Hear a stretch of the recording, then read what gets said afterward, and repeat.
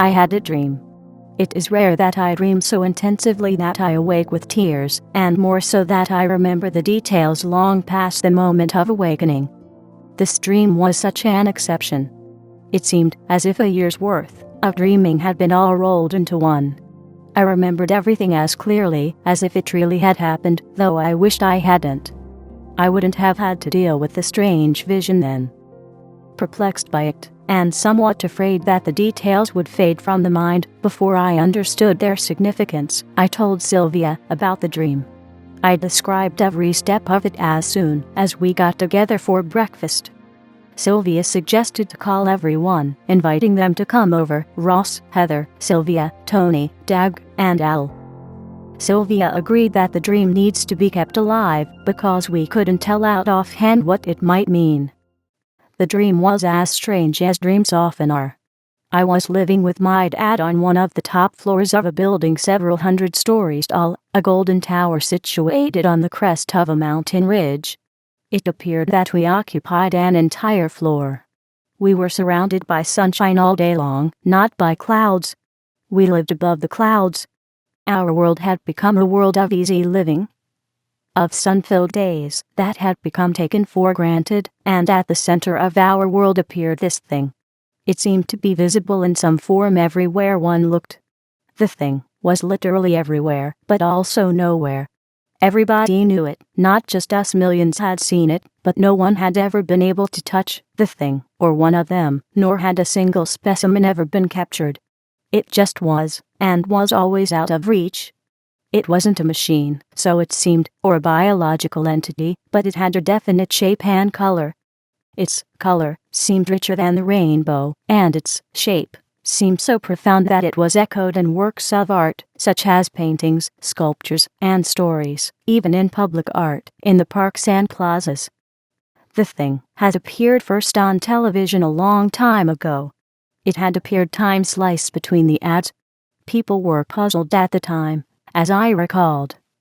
Eventually they let it be as one of those things that simply can't be explained. Nor could its effect be explained. The effect that I noticed was that the television became bigger, and its picture clearer and brighter. Everything seemed to be affected by the thing, in some way. Our world became less confined, richer, and brighter. Our houses became bigger, the world cleaner, the cities more beautiful.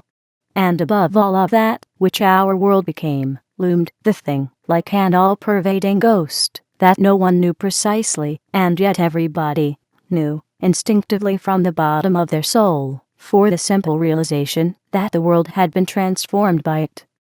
Many people revered the thing that had no name. They revered it and gave it noble names, but by and large its name remained simply the thing, just as everyone had called it from the beginning. Some people also feared the thing. They feared that the boundless development it caused would overburden our planet and thereby destroy it. However, those were but a few, and their fears were ignored in the sunshine of the joy that this profound development unlocked.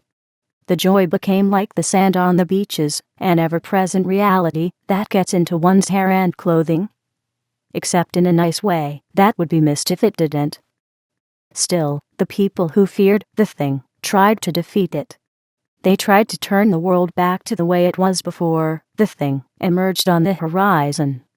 Since they couldn't capture the thing itself, they bulldozed down some of the houses that had become wonderfully spacious and beautiful in its presence. They did their attacks secretly at first, in the night, right with the people sleeping in their houses, the very people who had benefited the most from the influence of the thing. As far as I could tell from the dream, nothing happened that changed anything in the world. No one protested. No one interfered. The sun kept on shining. Still, something did change. Something struck me as odd one day a long time later. It was something that didn't seem to be linked to the thing at all in any particular manner. I found it strange because I hadn't noticed it before. I recalled that Tiny did new running shoes at the time, and had mentioned the fact to my dad in passing. He nodded and said something about accounts, and within moments a list of financial portfolios and their value flashed onto the TV screen in white letters. Seconds later the figures vanished and Dad replied to me sadly that the shoes would have to wait for a week. So I didn't think much more about it, and in a week the new shoes were provided. Another thing also struck me as odd sometime later. It seemed to me that the images of the thing that were always time-sliced between TV ads appeared less frequent than they had before, and were also less seen everywhere else. I also suddenly realized that this trend had actually begun before the incident with the running shoes. I had dismissed the new trend at first as insignificant, until it became glaringly obvious one day that the images were no longer appearing as frequently as we had become accustomed to seeing them. I mentioned the fact to my dad, who simply laughed and said that this was a good sign, adding that we wouldn't be bothered with this nuisance anymore. Nevertheless, it seemed odd that something that I had grown fond of had gradually disappeared until it could no longer be seen, except on rare occasions. All of my nagging concerns about this trend came to the foreground one day, when our TV stopped functioning. The incidence of the failing TV had sorely upset my dad. He had lost access to his portfolio. In a rage of his temper that had become more intense and always seemed linked to his portfolio, he pounded his fist on the TV, as if to jolt it back to life. Instead of it coming back to life, however, the TV simply disintegrated. We rushed out immediately to buy a new one, an even bigger one than we had before. We were fortunate that we did, because when we returned the entire huge building in which we had lived had collapsed and crumbled into dust. Nor were we the only ones so affected. As we beheld the catastrophe and cried over it, we looked into the valley below us, and there too, even while we looked down onto the city where we had just come from, purchasing the new TV, as if an earthquake had struck the whole world, the entire city in the valley disintegrated before our very eyes into a pile of rubble and dust. We suddenly found ourselves without a place to go to, forced to be living in dust and shambles, scrambling to find things to eat in the forest, and to cover ourselves with leaves as shelter from the cold. I awoke in tears from this dream. I cried for our tragedy, but mostly because the thing that had made everything beautiful could no longer be seen anywhere. Its images seemed to have been erased in my dream, throughout the universe, as if they had never existed. "What do you make of this?" I asked when Heather and Ross arrived. Tony and the girls had already come. "You may have seen our future, as it might be," answered Sylvia. "We should make an effort to puzzle this out. It seems to be significant. On rare occasions dreams foreshadow things to come." "Maybe you should also call Fred," said Sylvia to me. "Aren't you overreacting a bit?" I interjected. Sure, the dream was radical, but it was after all but a dream. Or was it a message from the universe that we should pay attention to? Sylvia replied. "We know far too little about the flow of intelligence in the universe and in our world to brush this off as a hoax by an overworked mind with a lot of imagination. If this was a message, what was this thing that became so profound and then vanished?" I said to Sylvia. The thing was a profound presence that had no name, which no one could touch. It had been everywhere and had made our world bright. Then it diminished and was no more to be seen. Nobody in my dream knew what it was, which everybody simply called the thing. It was so real and profound that people made poems about it, even music and art, and wrote stories. People were fascinated with its presence, which eventually was everywhere. It enriched our world, even while no one had ever physically touched it. It is hard to imagine that there is such a thing in the real world, which we have so far simply missed. "There used to be a lot of things in our past that might be described in that manner," said Ross. "Call the thing love, honor, integrity, intelligence, industry, humanity, sublimity. Call it all of that." "That's not enough," I said. "You have listed derivatives. The thing was the cause for them. Maybe it still is. In this case we have lost sight of it as we no longer value the derivatives." "The thing is a quality," said Ross. "It is a light that glows with the color of what is real in the universe. Our world is a part of the universe where everything exists laterally. As a nuclear physicist, I see us living in a lateral universe that is rooted in principle with a harmonizing spirit that is love. That's how the universe is organized, from the smallest atom to the largest galaxy. Everything is harmonizing. Everything is light. Everything is harmonizing and is dynamically unfolding with great creative power and flows of immense energy. Obviously, its principle defines also the reality of our world. Mary had recognized this already 100 years ago. She described the reality of our being as the lateral domain, where every person, thing, heart, and so on exists side by side with any other, so that all are one in an all-embracing bond. This is something that one can't see perfectly in the mind, but cannot touch physically. The thing that you saw might be the light of our lateral thinking. In your dream, the thing was created by society itself. What you saw appears to be the opposite of people merely standing in the sun, casting shadows. You saw the opposite to shadows. You saw society casting its light. That's what every empire fears, and therefore hates, and tries to stomp out of existence. The thing that you saw, Peter, is the bright image of lateral living, of a Renaissance-type living. Maybe you saw the image of the golden Renaissance that once stood as tall and bright as your world had been symbolically in your dream. I am not surprised, therefore, by what you saw in your dream. You are well aware of how the golden Renaissance came to be and how it was destroyed. But why is the dream happening now? I interjected. What's in the air? Are we facing the beginning of a final doom because of our ongoing failure to heal the disease by which the golden Renaissance was crushed? The disease is empire. It has been festering in the background for 600 years. Why is the dream happening now?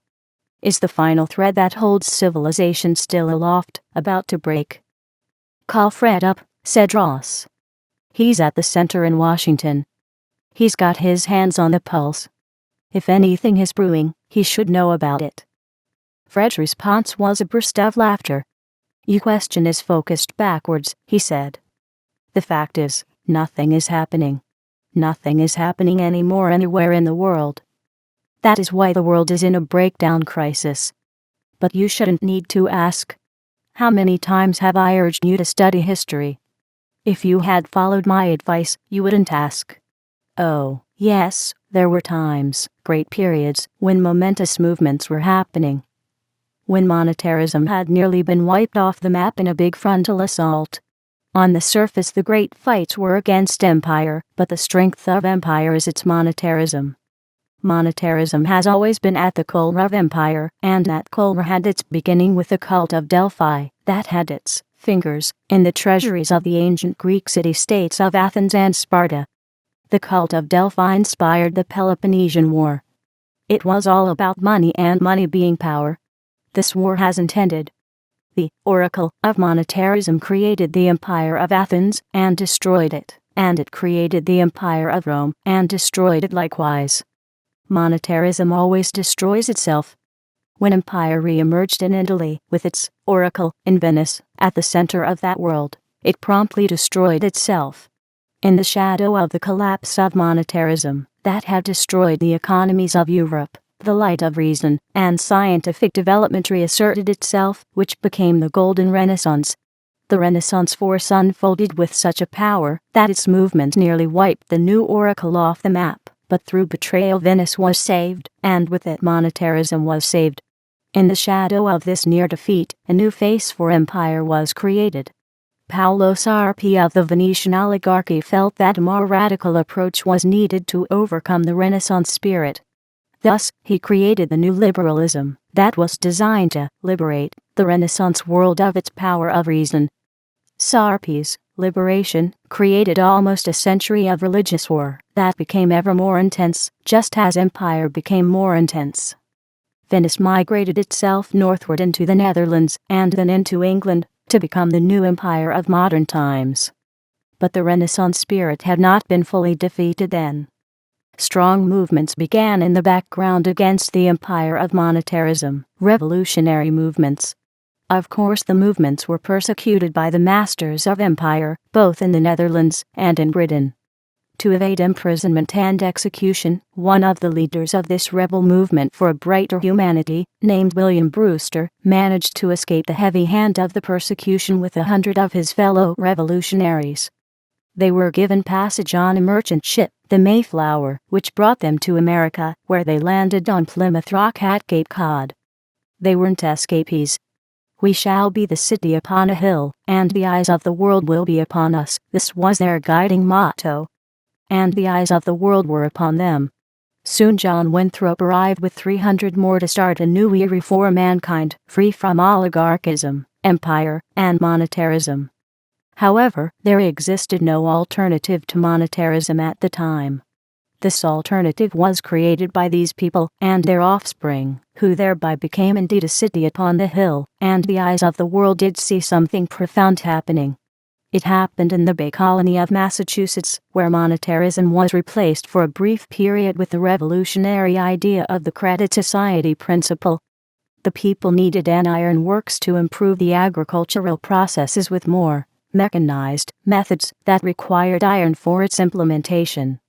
In order to create the iron works, the people issued a scrip as credit to themselves.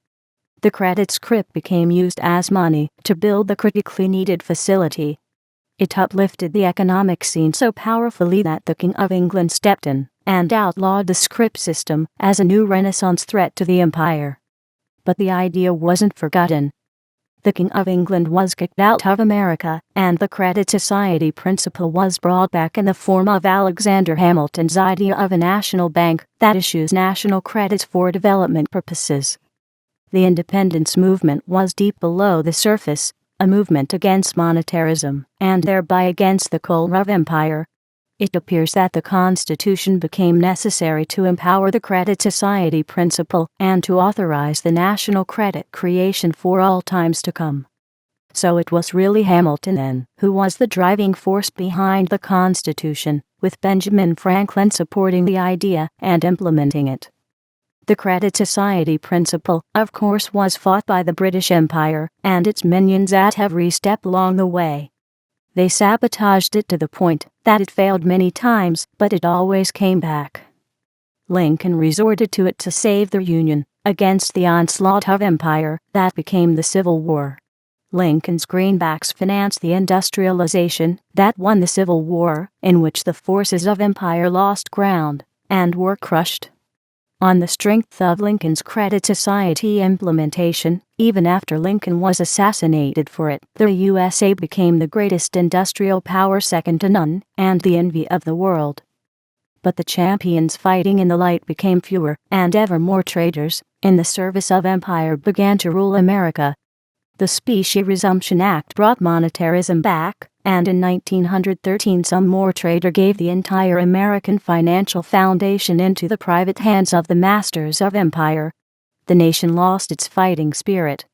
Not even Roosevelt had managed to reverse the trend. He sidestepped it for a season, but once he was dead, the empire's monetarism was back, and it became more powerfully destructive than ever.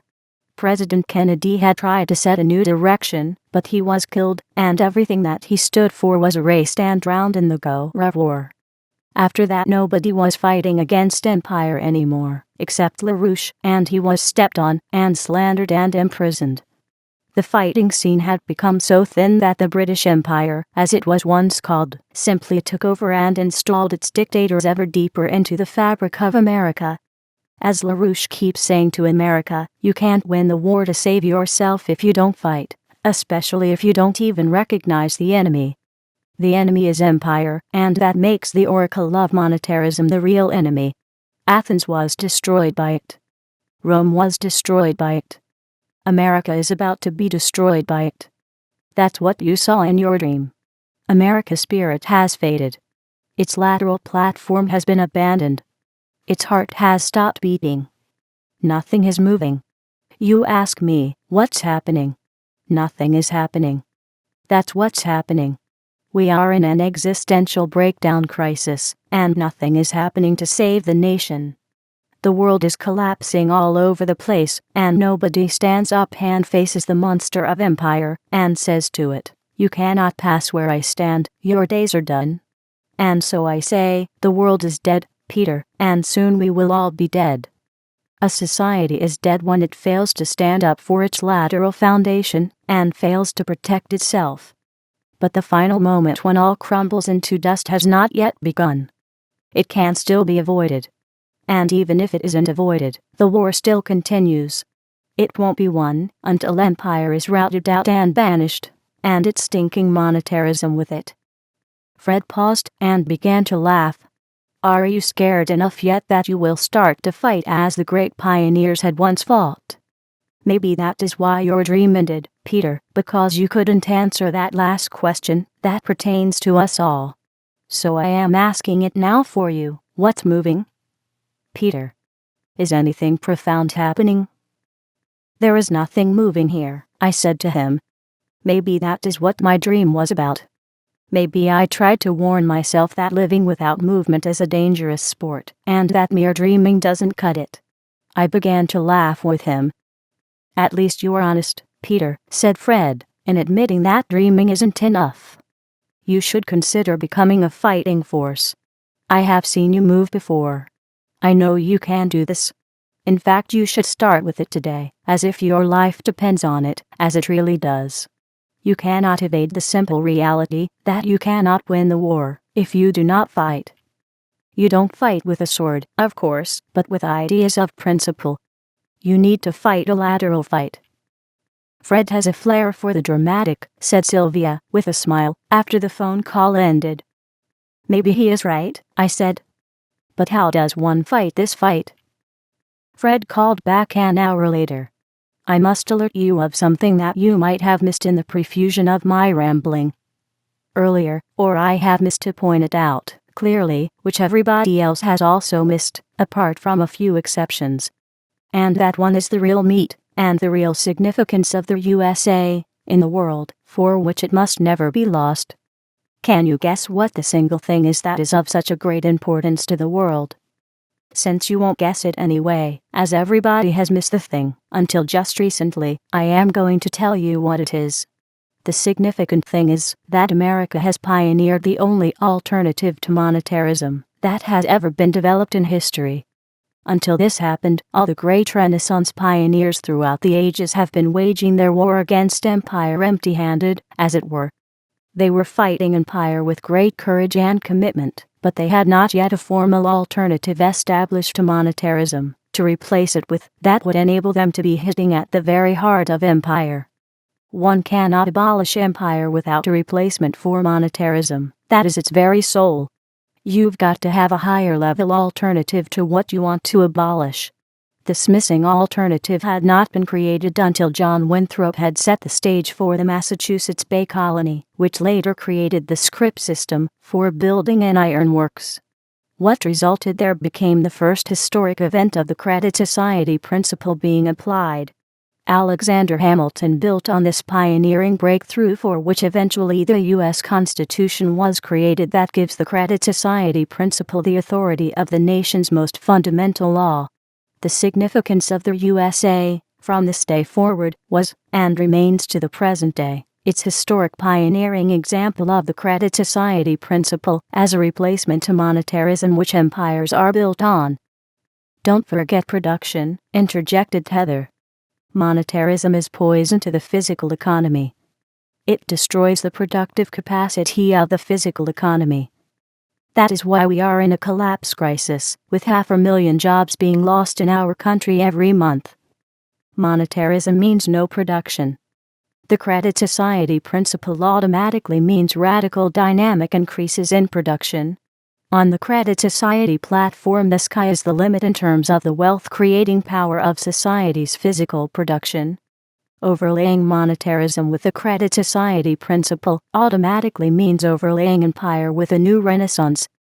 That's the dynamics that one finds on the lateral platform, and it doesn't pay to be timid about it.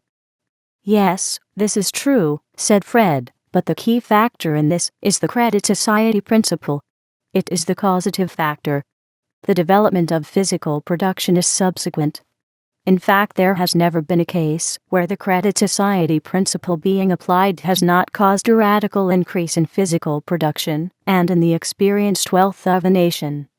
The credit society principle and physical production are synonymous. One can't have one without the other. That is why empire is synonymous with poverty. So, what I said remains valid. The key factor is the credit society principle. It overturns the foundation of empire, and it overturns the effect of empire. The significance of this one key factor, however, has become lost. It wasn't even understood by Abraham Lincoln. Lincoln had used the principle to defend the nation in war. He had used it because it had been provided in the Constitution. However, he didn't understand its historic significance and what stands behind it. Only one person, at his time, understood the lateral platform that the credit society principle reflects. This person was Mary Baker Eddy. However, what she understood in this regard didn't come to light until just recently. Apart from her, there was nobody around who understood this principle and the lateral platform that it reflects. If these had been understood, the Specie Resumption Act would not have happened, and the Federal Reserve Act wouldn't have happened either, and World War I and II would not have happened subsequently. Neither would we be in this collapse crisis that we are in today. That, Peter, is the significance of the greatest thing that the USA had stood for since its inception, and still does so for as long as it exists. All the other great things that are said about America, like it being the temple of liberty and the beacon of hope, are but subsequent phenomena to this one thing that is causative for all that America became on its key foundation or failed to become. That is why the eyes of the world are fixed on America with all its hopes, even now. This one thing that America alone represents in the world is the only thing that provides an uplifting alternative to monetarism, and therefore to empire. This one factor, Peter, makes America uniquely able to defeat empire. This is therefore its mission. This factor also makes America the greatest enemy that empire ever had in its entire long history, going back thousands of years, and makes America its primary target. I just wanted you to realize that, Peter.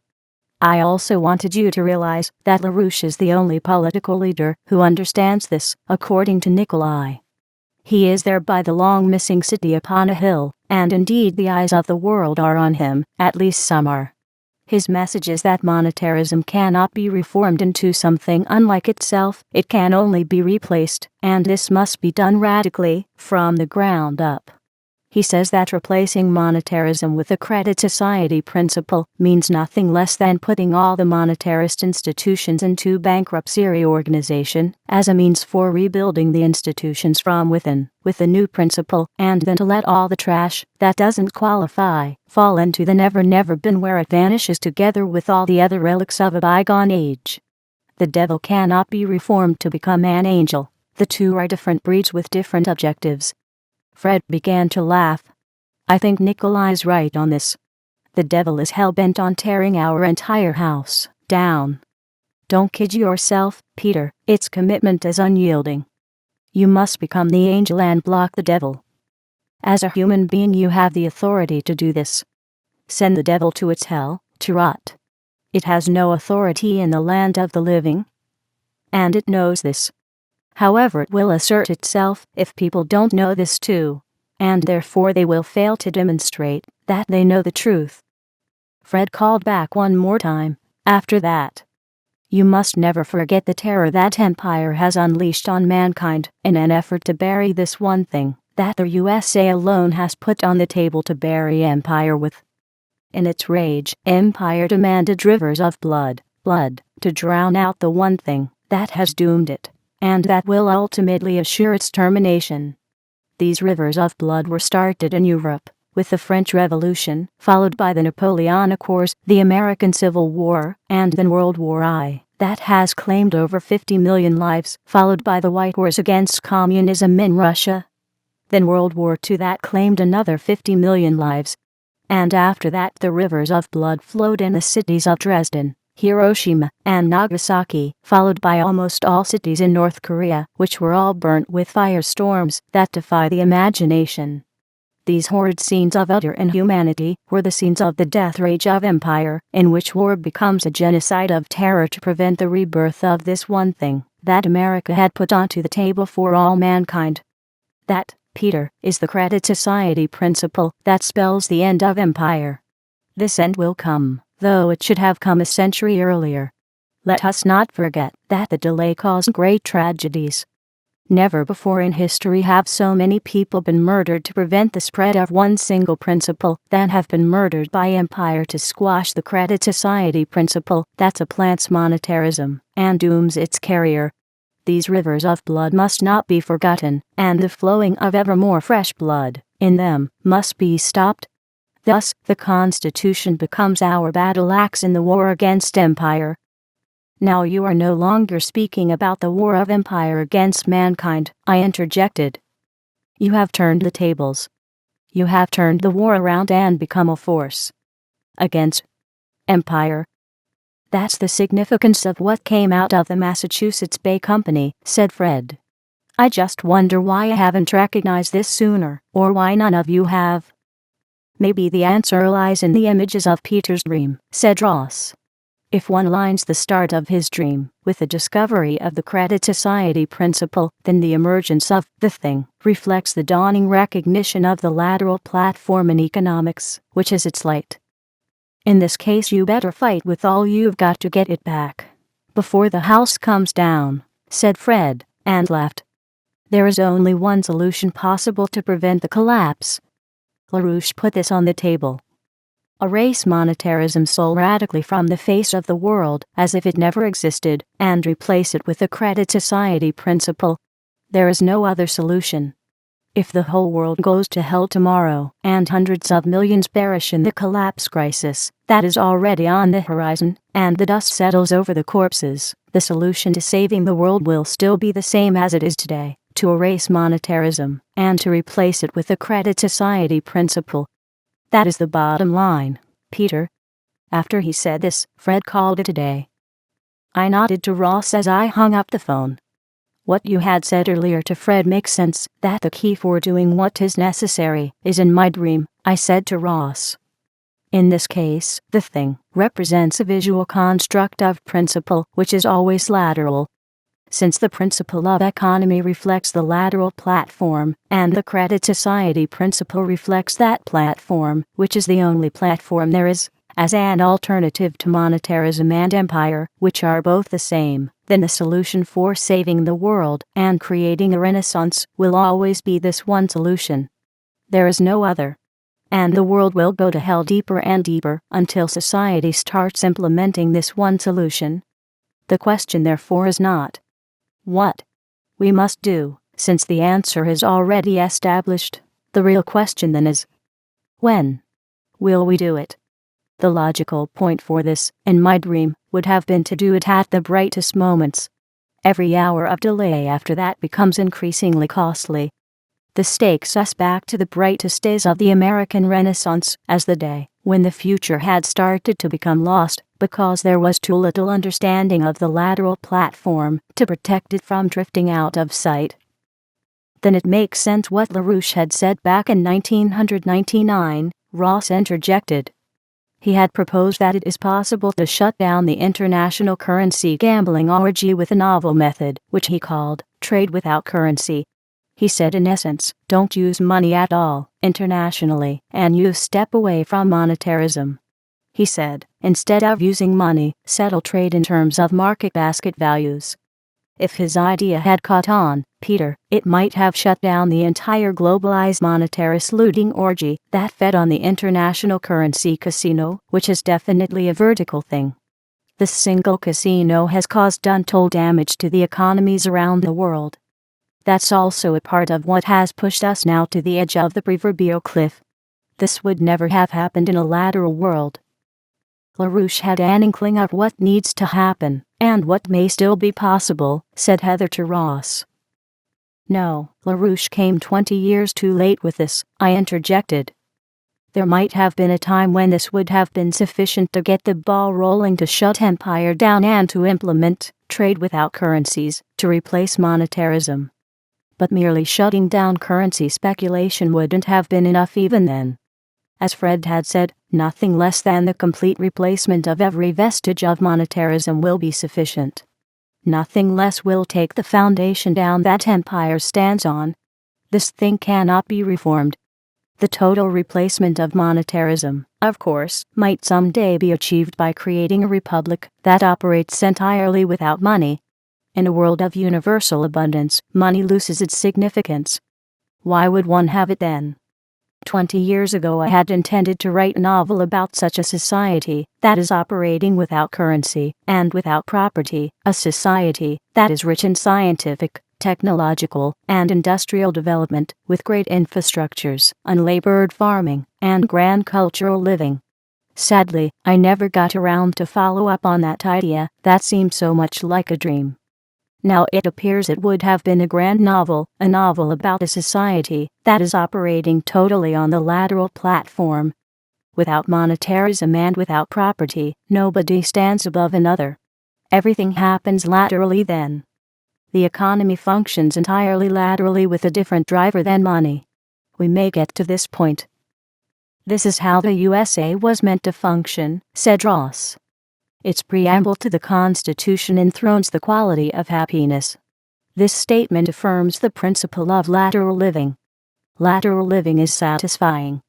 Happiness depends on it. But the southern states that had forged themselves into an empire-linked confederacy had the word happiness replaced with property.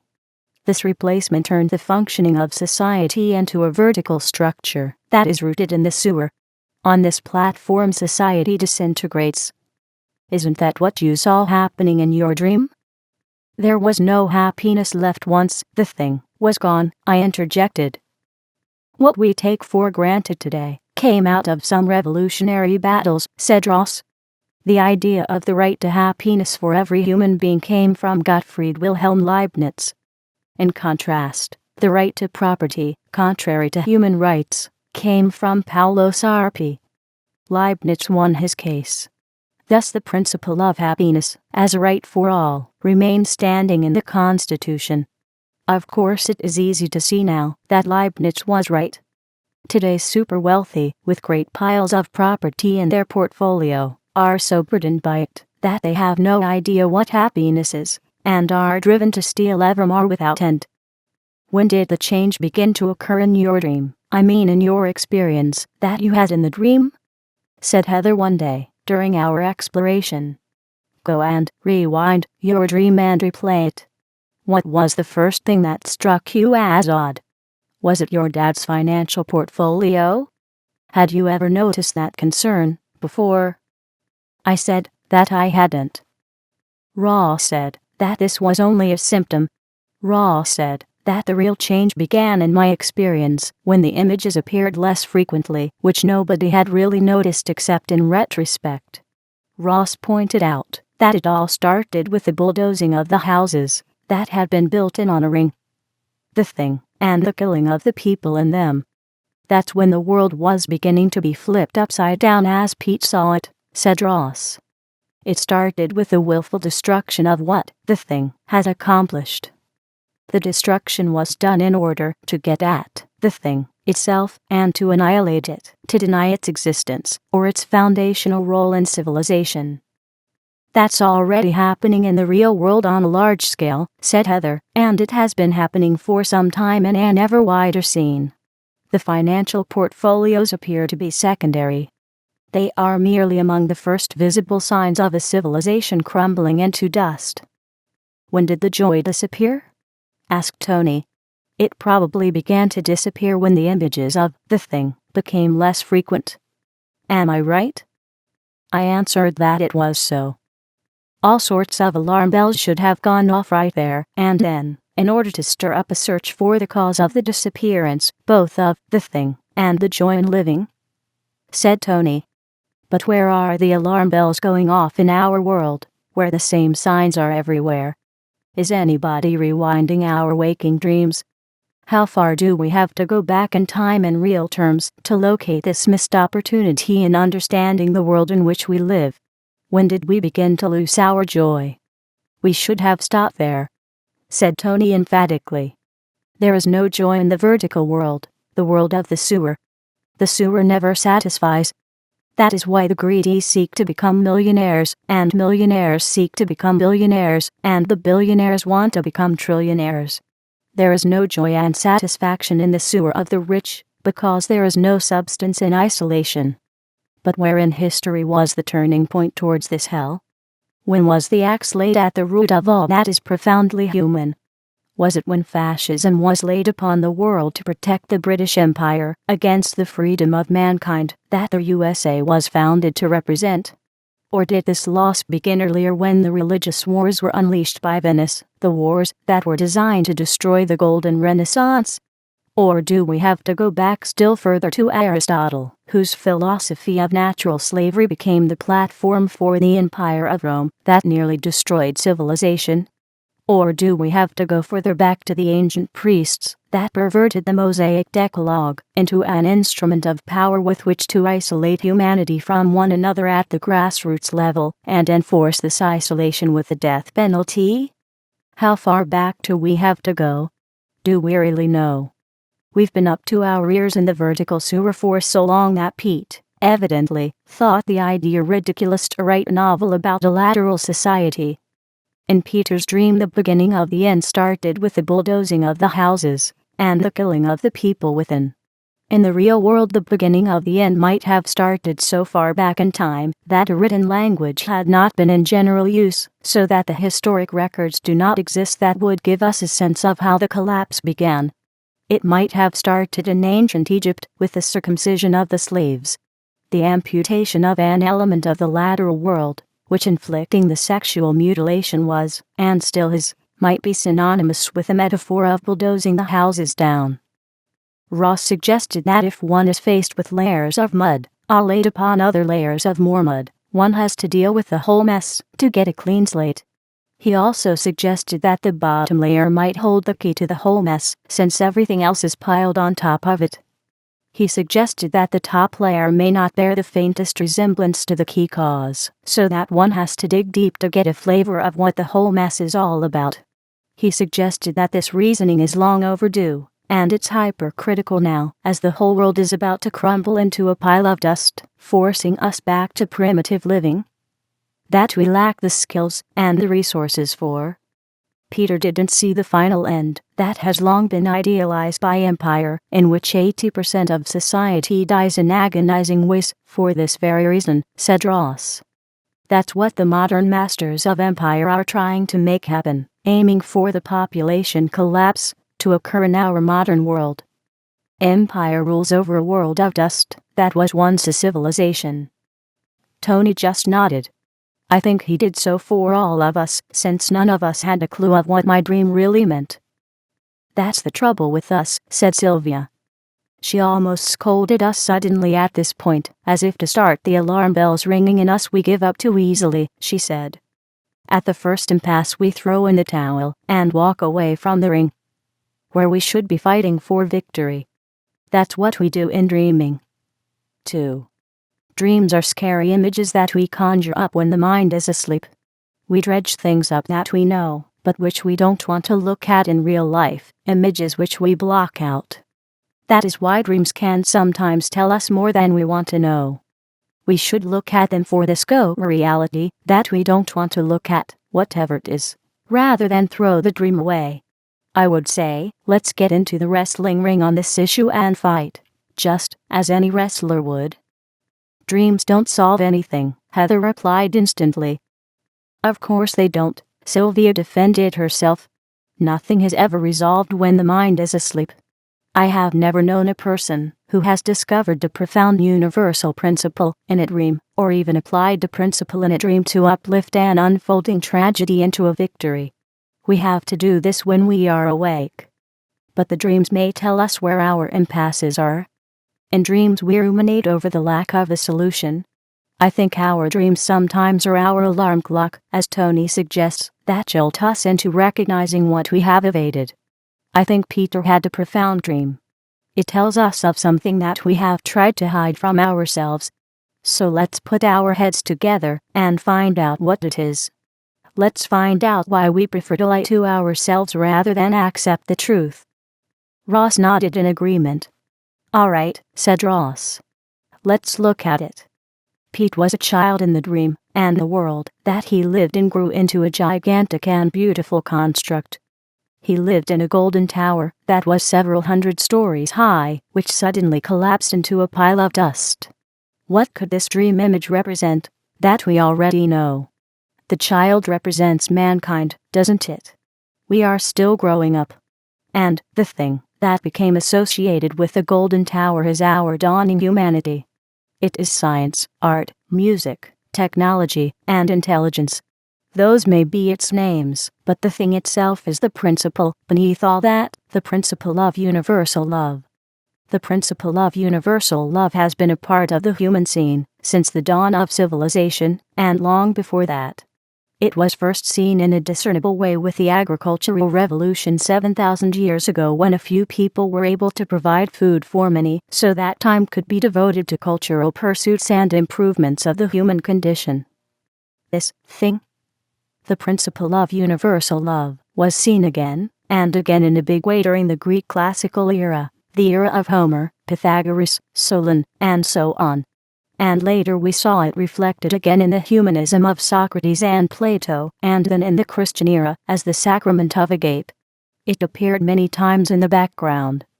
We saw it reappearing after Rome had nearly destroyed civilization. We saw it unfolding anew in the Islamic Renaissance, and later in the Golden Renaissance in Europe, and more profoundly so in the subsequent Great Renaissance of the 17th century, centered on the Treaty of Westphalia. The principle of universal love was reflected in all of these developments of Renaissance, bringing light into the world from the lateral platform of all being. The principle of universal love was the thing that Peter saw. It gave us the golden towers of the richest civilization we ever had. The reversal began with World War I, Ross continued. The thing was feared and hated by every empire that ever was. Human progress, built on the lateral platform, has always been feared and hated by empires because this progress would challenge the empire's illegitimate existence. World War I brought the first big attack on humanity. With setting up this giant war, the British Empire literally bulldozed the house down that the thing had built. World War II was set up from the same background, but was escalated onto a bigger plane. Then came the Cold War. Most people regard the Cold War as a nuclear weapon standoff between the USA and Soviet Russia. On the surface it was that, but in real terms this hyped-up rivalry was a secondary issue, a kind of smokescreen to hide the real war. The real Cold War was a cultural war, and this war hasn't ended. It was a vertical war that dragged everything that is good and beautiful and productive into the sewer. Cultural freedom, they called it in the beginning. It promised freedom in culture, but really meant freedom from culture. It inspired society to claim freedom from its humanity, freedom from the principle of universal love. It meant promoting the globalism of inhumanity, the globalization of looting and slavery. In this artificial inhuman environment, the thing began to disappear. It was torn down and drowned in the sewer called empire, which thereby also drowned mankind's mentality. That's when the economies began to disintegrate, and the financial system of the world began to become but a hollow shell. Pete saw mankind's golden tower crumble into dust. We have seen many such images already, haven't we? Each one was a symptom of society killing the thing in its own heart and soul. Mankind was killing itself by aiming to destroy the thing. The first golden tower crumbled in New York, said Ross. The tower wasn't brought down by terrorism. We all saw it go down, but none of us, as most people, had realized at the time, that what they saw was not the result of a terrorist act, but a symptom of a collapsing world, a collapsing civilization, a collapsing society without humanity, the world without the thing. When Pete looked into the valley below in his dream, and as he looked he saw the whole city in the valley likewise disintegrating into dust. Peter saw what we have all seen happening. haven't we, when the ruling world financial and economic system began to disintegrate so badly that nothing worked anymore? That's the mess we are already in. Mankind's golden tower was brought down by the Fundy, said Fred, on the phone, and paused, evidently searching for how he might continue. Maybe Peter saw the shadow of the Treaty of Paris of 1763, in which the British East India Company became the first private world empire, the first completely private empire in history, with a near global reach. The government and the crown became largely intertwined with the empire, each in its own subservient capacity. But most of all, the empire owned the banking system. Most of the world's financial power became all privately owned. The empire was really the empire of the Fundy. And as the empire expanded, more and more of the various nations' central banks became privatized, and were quietly added to this private financial empire of the Fundy. Like it was said in the novel of Dune, whoever owns the spice controls the universe. So in the real world, whoever owns the financial system owns the nations, lock, stock, and barrel, thanks to the force of monetarism. The USA resisted being pulled into this fold, but in 1913 it capitulated when it created the Federal Reserve System as a private club that owned the nation's currency and credit creation.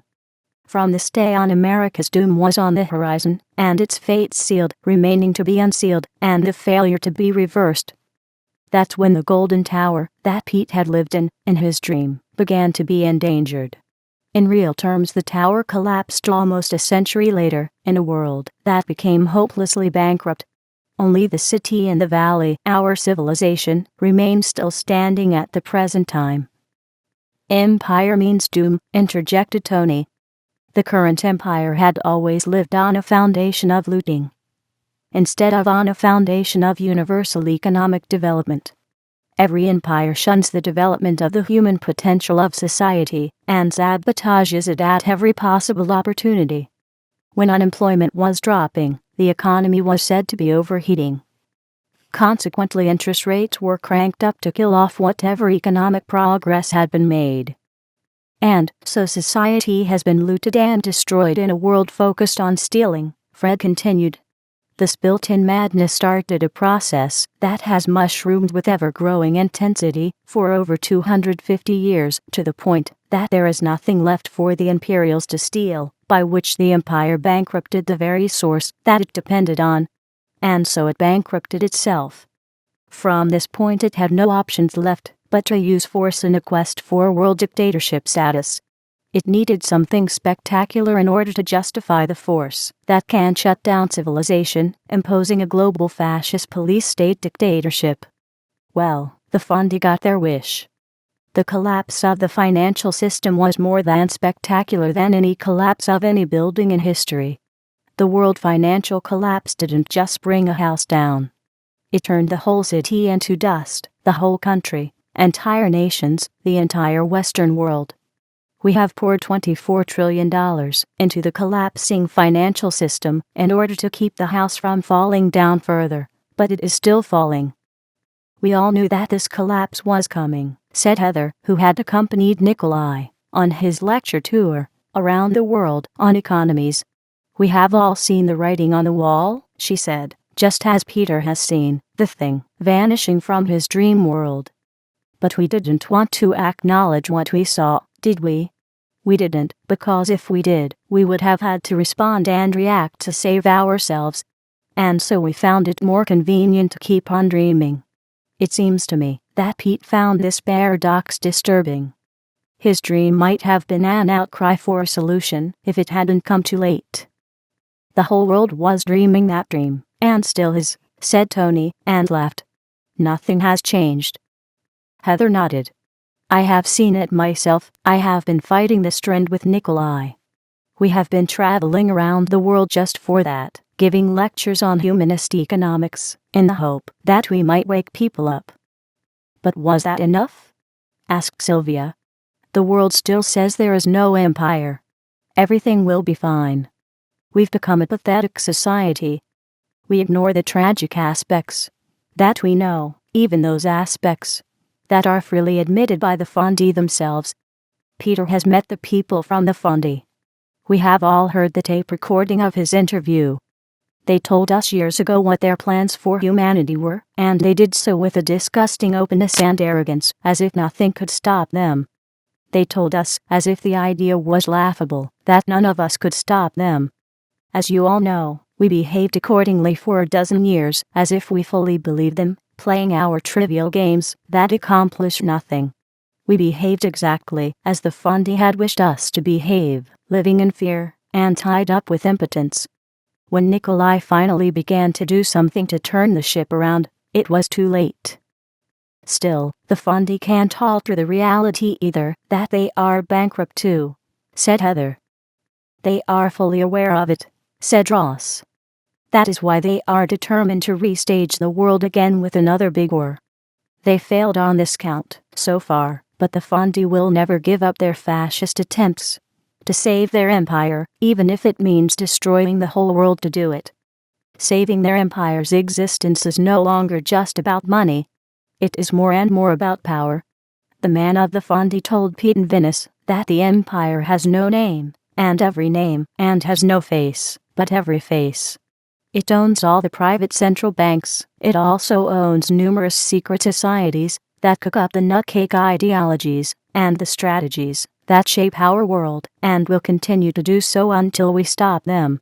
The Fondi have put their case squarely onto the table of the nutcake societies, which take the imperial case and regurgitate it as ready-made policies put forth by their own numerous so-called international policy-forming organization from which the elite of the world and government and elsewhere receive their marching orders.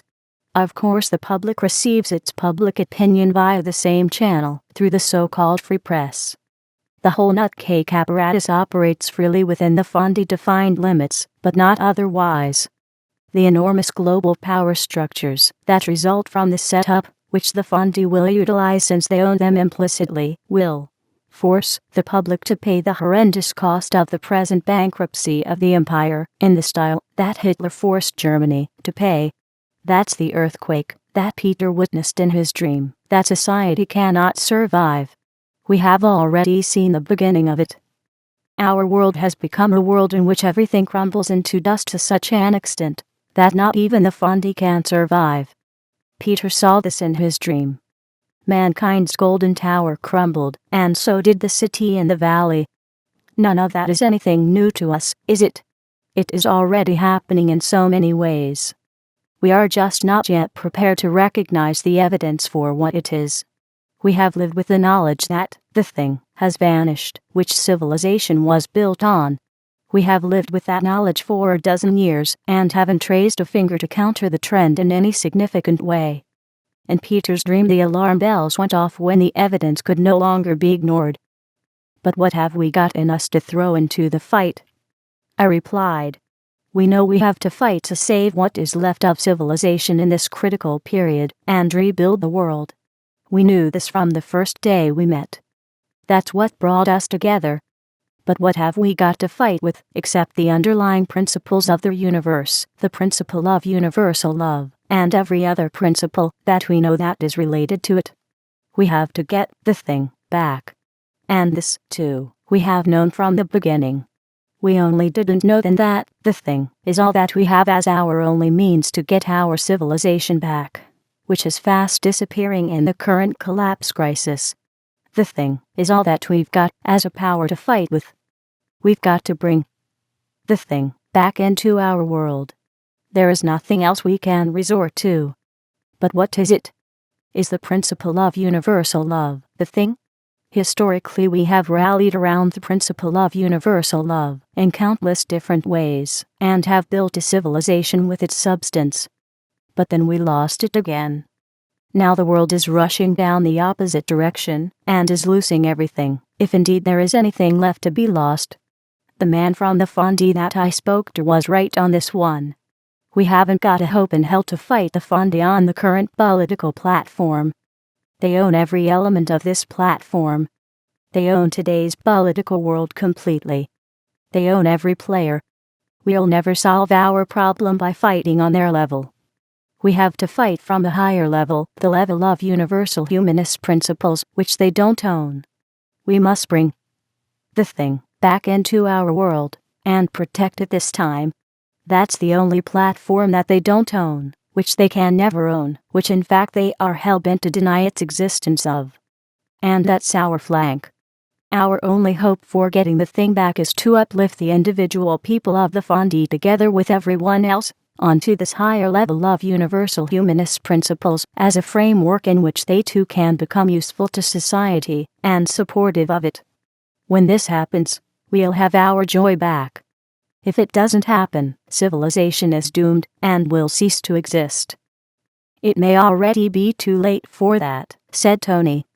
Pete's alarm clock may have gone off far too late. Maybe Pete recognized that, and this is what has caused his dream. Still, I agree. We have to fight with what we've got, even though we haven't done anything significant with it so far. We allowed ourselves to drift into a rut and have a party, the dullest party in history I might add, which had lasted for 12 years. We are just beginning to dig ourselves out from that, just barely. Except, it may well be that we started too late. Sure, we have given the Fondi a free rein, said Sylvia. Maybe Peter also realized this in his dream. But I say, it is never too late to begin fighting for civilization and its universal principles. Even if the whole world were to crumble into dust, which is already happening to some degree, it is never too late to fight for the platform of the universal principles of our humanity, the principles of science, technological progress, and universal love. No matter how far we have fallen behind in our duties as human beings towards one another, the principle of universal love is still the only platform there is for building a new civilization on. This is the lateral platform. That's all we've got, even if we have to start our building in the dust of a total collapse. There exists no other platform for building a civilization on. The principle of universal love can get us out of the dust. The potential to get back on track always exists. It exists even at the moment when the whole world spits at its principle as a worthless piece of trash, or a nuisance, as it is called in the world of the imperial dreams. Isn't that what they say about LaRouche? He spoils their game. Alexander Hamilton, too, spoiled their game big time when he put the Credit Society principle onto the plate of the world. This is why he was assassinated, by which what he had created had died with him. What you said isn't totally correct, Heather interjected. What Hamilton had put on the plate has not really died with him. Sure, it hadn't been understood deeply enough by anyone as a structure representing the lateral platform, and therefore as the only possible alternative for replacing monetarism. With his assassination the dream died, but only for a season. It wasn't kept alive because it was still poorly understood. Consequently, monetarism was kept alive. The idea was promoted that the devil, monetarism, can be reformed and be turned into an angel. If Hamilton's profound discovery had been completely understood at his time, it wouldn't have faded into oblivion. A profound idea that is universally understood and acknowledged will never fade into oblivion. The reason why Hamilton's discovery became lost may reflect that the underlying platform for what he had discovered, the lateral platform, had not been sufficiently recognized, if it had been recognized at all, much less having been understood. Remember, as Fred said, not even Lincoln understood the underlying platform. He used the Credit Society principle because it was embedded in the Constitution. Remember, Fred also said that the only person who understood the lateral platform in this period was Mary. By the time Mary had put the lateral platform onto the table, Lincoln had already been assassinated. She, herself, escaped assassination because nobody even knew what she had discovered. It still remains hidden to the very day, being not understood after all those 100 years since she had laid it all out plainly into the open. The bottom line is that we are not using the tools we have available for creating the renaissance that we must have to survive. We still dream that the devil can be reformed. That's why we are in this worldwide collapse crisis, because the alternative is not understood, or is just faintly understood. LaRouche understands some of it. He tries to bring Hamilton's Credit Society principle back into view, but will he succeed with it in time? He is blocked at every step.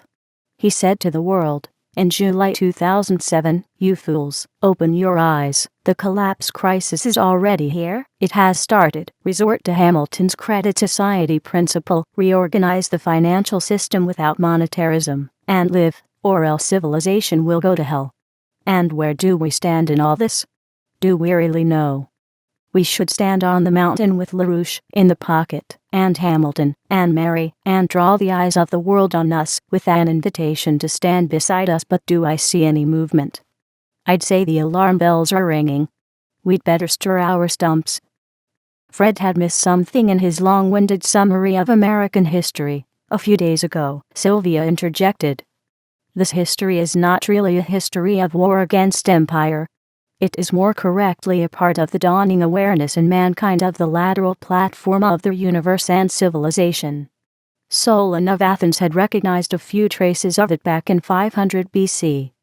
It became lost in the Peloponnesian War, but Plato and Socrates brought it back and raised it up further. Though it soon became lost again, Nicholas of Cusa, the pioneer of the Golden Renaissance, brought it back into focus again more than 1,000 years later. He developed the recognition of the lateral platform further, and discovered in it the principle of the sovereign nation-state. The Golden Renaissance flourished with this principle being applied. Nicholas of Cusa also cherished the idea that the Renaissance ideal of European culture should be transmitted to other continents, in the hope to thereby create a world of sovereign nation-states around the world, all bound to each other by the principles of the lateral platform.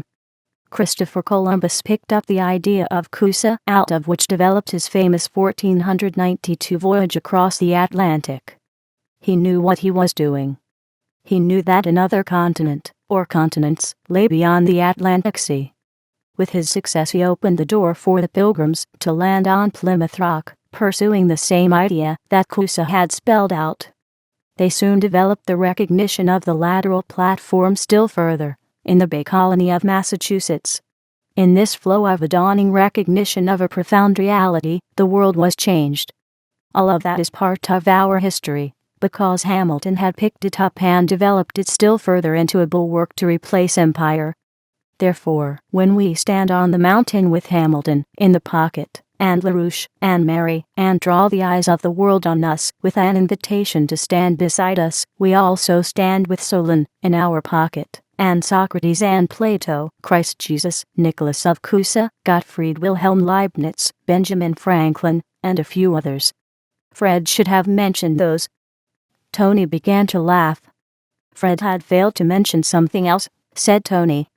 Fred had failed to mention the natural dynamics of the development of intelligence in the progressive flow of profound ideas. The flow of development is most prominently powered by the challenges of great conflicts.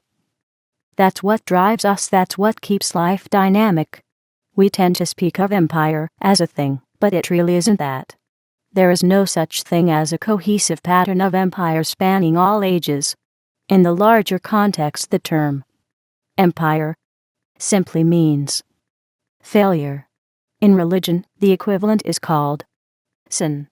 In the sciences, the equivalent is called misperception. In the political world, the term is empire. The failure by society that the term represents can take many forms. The failures challenge us to master the great concepts that have evaded us and to discover the principles that resolve the failures. The power of the process is dynamic. During my days in the Air Force, we were always challenged to exceed the best of our abilities. And we did it, mostly. Being constantly challenged develops mankind. The development of intelligence proceeds from this basis. Tony paused and laughed some more. It appears that mankind needed the challenges of the Ice Age to become the highly intelligent species it became, Tony continued. We see similar challenges in many places in the biological world, in the form of viruses, bacteria, predators, and so on. The challenges hone the leading edge of development. If we hadn't been challenged in the Air Force to reach beyond ourselves, the Air Force would have been nothing more than just a club of Sunday pilots enjoying an easy life having fun. It appears that the easy life is deadly, as it is an empty life. That's how mankind came through 20 ice age cycles and came out the winner. Mankind has also survived numerous forms of empire, its failures, and is now on the road of developing the strength to leave those failures behind. Of course, tragedies do happen in which the failures haunt us, but we are developing. We have definitely learned that there is no dynamism in the easy life, in being Sunday pilots, having fun in the sun, because this always leads to doom when the ignored challenges knock at our door. I would propose, therefore, that we all take up the challenge of becoming difficult people and rebel rousers in the Sunday world. Of course, we can't become that, because that's what we already are. We are rebels against the status quo. We have always been rebels at heart. So I say there is hope for us yet. Tony turned to me. What you saw in your dream was not the collapse of civilization. It would not have been an element of progress, said Tony. Instead, what you saw was the collapse of empire, the end of 3,000 years of failure by society to recognize its own grand nature. What you saw was the flow of the history of civilization unfolding, in which the golden towers invariably crumble into dust. The collapse of empire is powered by its fascism. That is what you also saw. Fascism is the multiplier in the failure that empire is.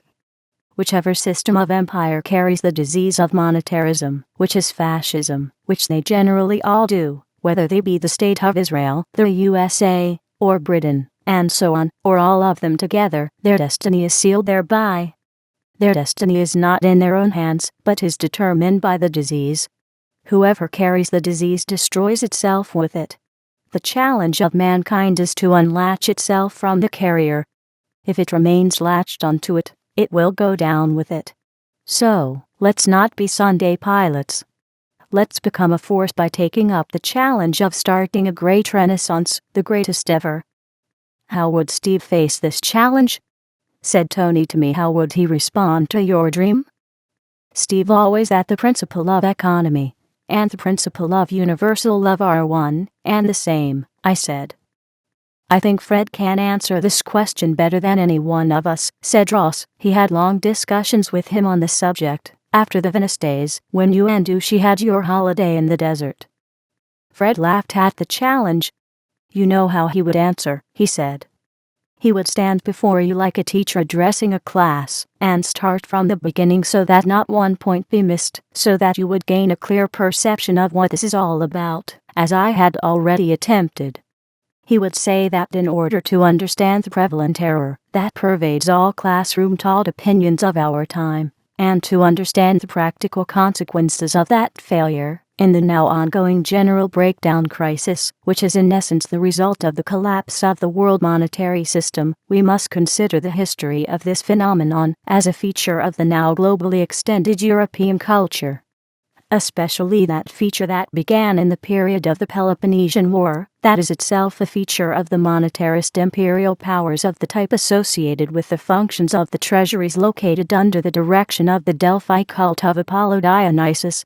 This is where we find the propagators of the warfare among Athens, Corinth, and Syracuse.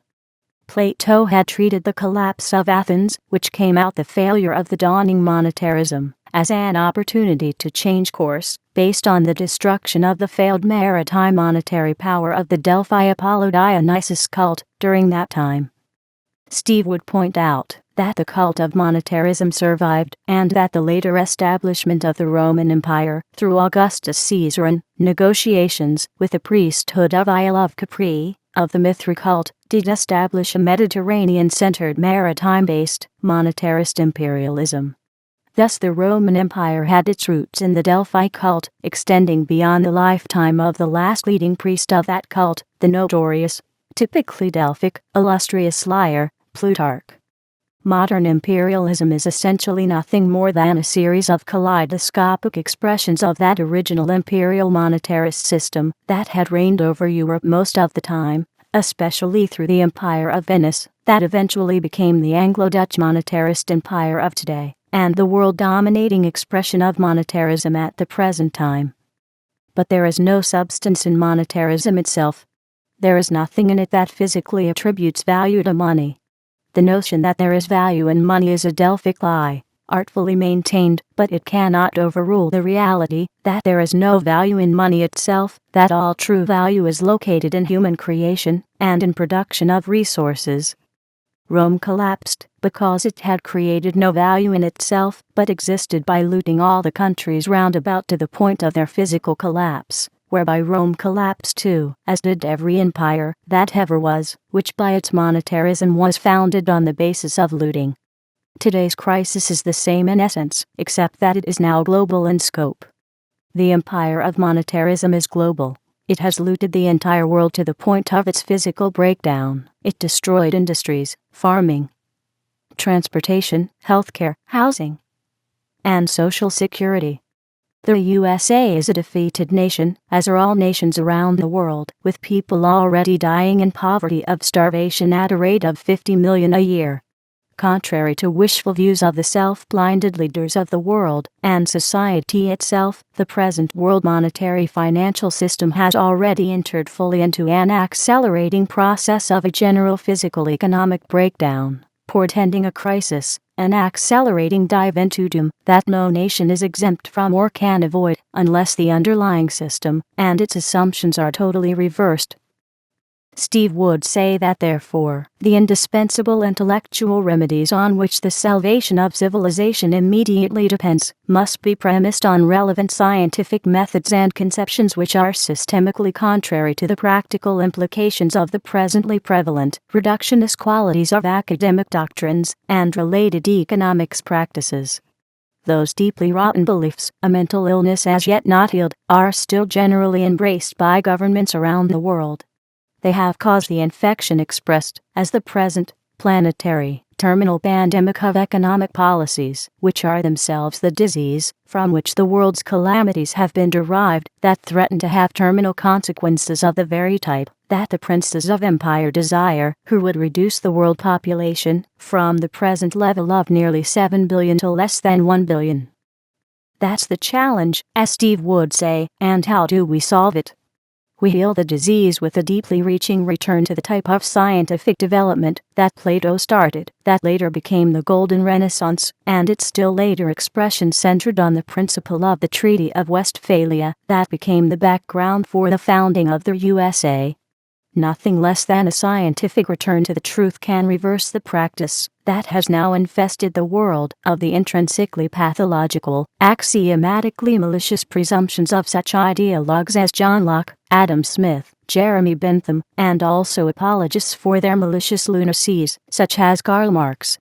We must no longer emulate the famous hoax of such as Euclid, as by adducing the notions of physical science from an essentially merely deductive reasoning, but must instead view the universe as a whole, from the top-down perspective, from the superior role of the creative powers of the individual human mind at that top, rather than as economics is defined at the very foggy bottom of reductionist mathematics, such as Euclidean a priorism and statistical analysis. Fred explained that the dimensions of Euclid were so narrow, and maybe by intention, that they excluded the perceptions of the dynamics of the human mind and its explosive power of creative reasoning, reflected in discoveries of natural universal principles that have the potential to be as powerful in their unfolding as is the universe itself. Steve would have said, Fred continued, that we must put the human mind and its power of creative reason, reflected in scientific and technological power, on top of all economic perspectives, in order to gain a sense of the kind of infinite future we can have.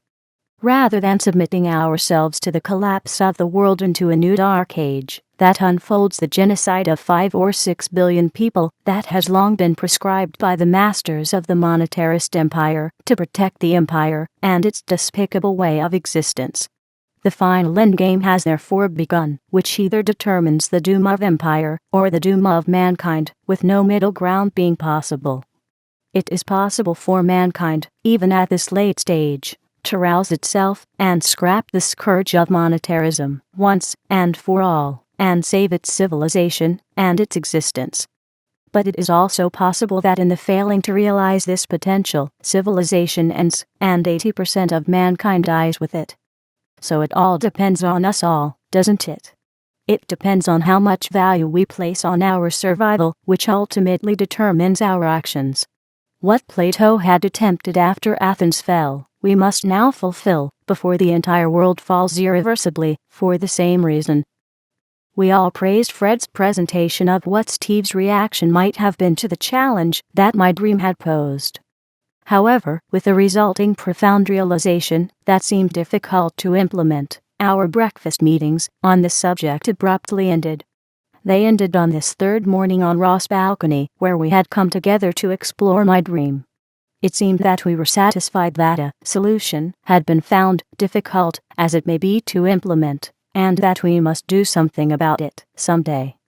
With this, the dream was laid aside as a challenge, and as the days passed into months, that challenge became gradually forgotten. After all, the principle of universal love had been something that we already been working with. We felt that nothing more was needed.